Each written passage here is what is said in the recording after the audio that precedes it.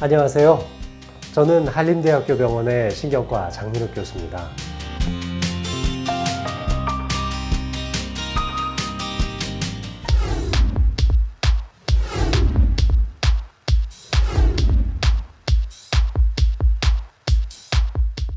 오늘 여러분들께 내가 만약 두통이 있다면 이것이 뇌혈관 질환의 신호인지, 그리고 이것 때문에 꼭 MRI 촬영을 해보셔야 되는지 말씀드리고자 합니다. 두통은 일반인들께서도 많이 겪는 흔한 증상이죠. 흔히 두통은 1차성 두통과 2차성 두통으로 나눠보기도 합니다. 1차성 두통이라 한다면 특별한 원인 질환 없이 그 자체만으로 두통이 발생하는 경우를 말합니다. 흔히 알고 계시는 편두통이나 긴장형 두통이 바로 이런 1차성 두통에 해당되죠. 2차성 두통이라면 두통을 유발하는 근본적인 원인 질환이 명확하게 있을 때입니다. 예를 들자면 뇌출혈이 생겼다거나 아니면 뇌종양이 생겼다거나 뇌수막염이나 뇌병증 때문에 실질적인 뇌의 손상이 가해지고 있을 때 두통이 발생하는 것을 2차성 두통이라고 부릅니다. 따라서 2차성 두통이라면 신속하게 병원을 찾게 되실 거고 아마 별탈 없이 CT나 MRI를 찍게 되시겠죠. 하지만 1차성 두통이라고 알려져 있는 편두통이나 긴장형 두통이라면 과연 꼭 MRI 촬영을 해야 될까요? 한 보고에 따르면 편두통을 오랫동안 앓았던 환자들이 뇌 후두엽 주변에 뇌경색이 발생할 가능성이 높다는 보고도 있었습니다. 따라서 단순히 편두통을 앓는다고 해서 편두통이겠거니 하고 가볍게 여기지 마시고 혹시 이것이 뇌혈관 질환으로 발전할 가능성은 없는지 따져봐야 될 일이겠습니다. 긴장형 두통이라면 양쪽 관자놀이에서부터 뒤통수까지 이어지는 띠를 두르는 듯한 압박성의 통증을 느끼게 되는데요. 이런 경우에는 대개 뇌 영상 검사를 추천드리지는 않습니다. 하지만 아주 강한 운동을 하고 난 다음이라든지 또는 부부관계를 맺고 난 다음에 발생하는 극심한 통증이라면은 이 띠를 두르고 있는 듯한 압박성 통증이라 하더라도 단순한 긴장형 두통이라고 보지 않고 혈관성 두통의 가능성이 있기 때문에 반드시 CT나 MRI 촬영을 해보시는 게 좋습니다. 또한 평소 내가 겪고 있었던 압박성 통증이 아니라 뭔가 좀 새로운 방식으로 전환되어가는 새로운 증상이라고 인식되어가는 증상이라면 그리고 또 그런 증상을 가지고 계시면서 연세가 50세 이상이라면 반드시 뇌 영상 검사를 해보실 필요가 있습니다. 따라서 압박성의 단순 긴장형 두통이라도 뇌혈관 검사를 해야 될 필요가 있을 가능성이 있죠. 이 두 번째는 편두통인데요. 편두통은 주로 박동성 통증을 느끼게 됩니다. 흔히 욱신욱신거린다는 표현으로 말씀드릴 수 있겠는데요. 한쪽 방향으로 국한되는, 즉 오른쪽이면 오른쪽 또는 왼쪽 이렇게 한쪽 방향으로 국한되어 가는 일측성 두통이 박동적으로 나타나고 있다면 욱신하는 듯한 표현으로 말할 수 있는 두통이 나타나고 또 이것과 함께 심한 오심이나 구토 증상 등이 나타나고 있다면 반드시 병원을 찾아서 일단 뇌혈관 검사를 해보시는 것이 좋습니다. 왜냐하면 이 박동성 통증이라는 것의 특성은 단순한 편두통에서도 나타날 수 있지만 뇌혈관이 터지기 직전에 나타나는 특성일 수도 있기 때문입니다.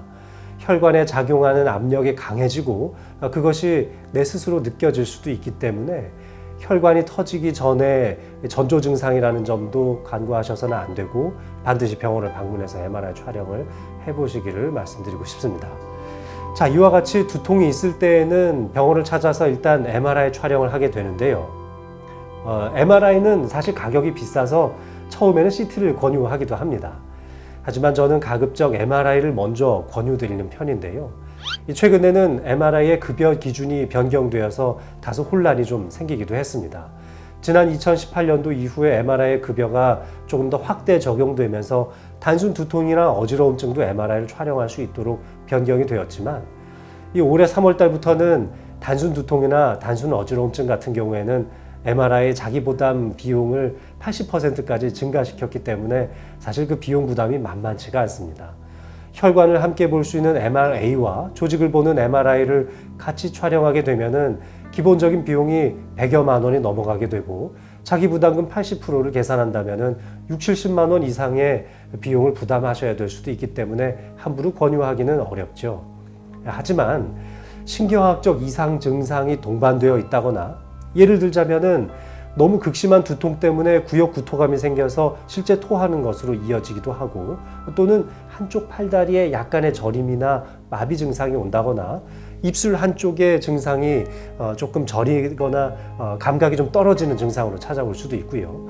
또는 우리가 앞으로 보는 이 시야가 약간 흐릿하게 보이거나 두 개로 보일 수도 있죠.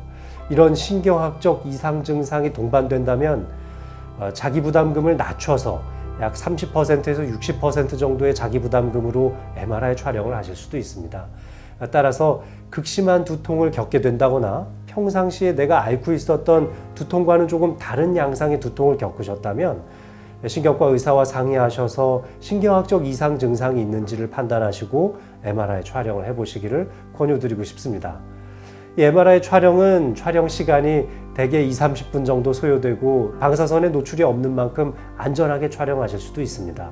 촬영한 직후에 바로 검사 결과까지 확인할 때까지 채 1시간이 걸리지 않으니 안전하고 빠르게 검사할 수가 있겠죠. 하지만 이렇게 해서 MRI 촬영을 해서 아무런 이상 증상이 나타나지 않는다는 해도 우리는 편두통이나 혈관성 두통에 대한 다른 질환에 대한 치료를 해드릴 수도 있습니다.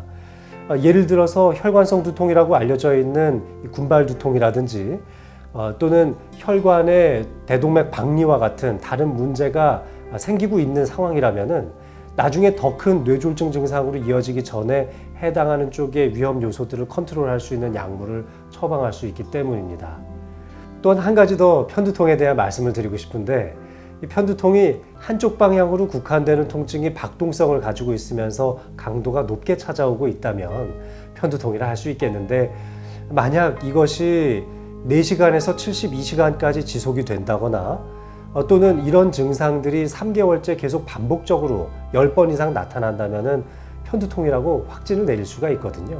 이런 경우라면 편두통을 예방하는 차원의 약물을 복용함으로써 더 큰 뇌혈관 질환으로 이행되는 것을 막을 수도 있습니다. 따라서 혈관을 보호하고 또 두통에 대한 나의 순응도를 높이기 위해서라도 편두통에 대한 조기 진단을 해보시는 것도 좋을 거라 사료됩니다. 이 두통 때문에 또는 뇌혈관 질환 때문에 MRI 촬영을 하시는 분들께서는 얼마나 자주 찍어봐야 되는지에 대해서도 궁금해 하실 수 있습니다. 흔히 뇌혈관 질환이 있는 분들은 처음에 뇌혈관 질환이 진단됐을 때에는 한두 차례 정도 급여를 적용받아 찍을 수가 있습니다. 또한 퇴원하고 나서도 뇌혈관 질환에 대한 추적 관찰 검사를 위해서 2개월에서 1년 이내에는 한 차례 정도 촬영을 더 하실 수가 있죠. 그 이후에도 1년 단위로 뇌혈관 검사를 지속적으로 해보실 수 있고, 뇌혈관 질환이 발생한 다음 2년이 경과된 다음에는 2년 단위로 또 추가로 검사를 하실 수도 있습니다. 예를 들어 두통 때문에 병원에 방문을 해서 MRI 촬영을 했는데 혈관이 좋지 않다는 평가를 받으셨다면 그 다음 해, 또 그 다음 해, 또 그 이후에는 2년 단위로 뇌혈관 질환에 대한 검진을 해보실 수 있다는 말씀입니다. 단순 두통이나 어지럼증이라도 신경학적 이상 증상이 있다면 연간 1회씩은 급여를 적용받아 촬영할 수 있는 만큼, 두통이 반복된다고 해서 예전과 비슷한 두통이겠거니 하고 치부하지 마시고 가급적이면 1-2년에 한 번 정도는 MRI 촬영을 통해서 혈관의 변화는 없는지, 과거에는 편두통이라고 진단을 했는데 혹시 다른 종류의 혈관성 두통으로 변하는 것은 없는지 따져봐야 될 일이라고 생각합니다. 따라서 편두통 치료를 오랫동안 유지한다 하더라도 자주 MRI 촬영을 해보시는 것을 권장드리고 싶습니다. 그리고 또 뇌혈관 질환 때문에 MRI 촬영을 하셨던 분들도 적어도 6년 이내에는 최소 4차례 이상의 MRI 촬영을 할 수 있다는 점도 기억하셔서 내가 급여 대상이 되는지 따져보시고 해당하는 검사들을 꼼꼼하게 진행해서 뇌혈관이 더 약해지지 않도록 미연에 방지하시는 것이 좋겠습니다. 오늘 두통이 있다면 또 MRI 촬영은 어떻게 하면 되는 것인지 말씀드렸습니다. 흔하게 나타날 수 있는 압박성의 통증이라도 50세 이후에 갑자기 양상이 변했다면 사진을 찍어보시고, 편두통이라 하더라도 혈관성 질환으로 이행되기 전에 어떻게 변하는지를 자세하게 찾아보기 위해서 MRI 촬영을 정기적으로 해보시기를 권장드리고 싶습니다. 오늘 경청해 주셔서 감사합니다.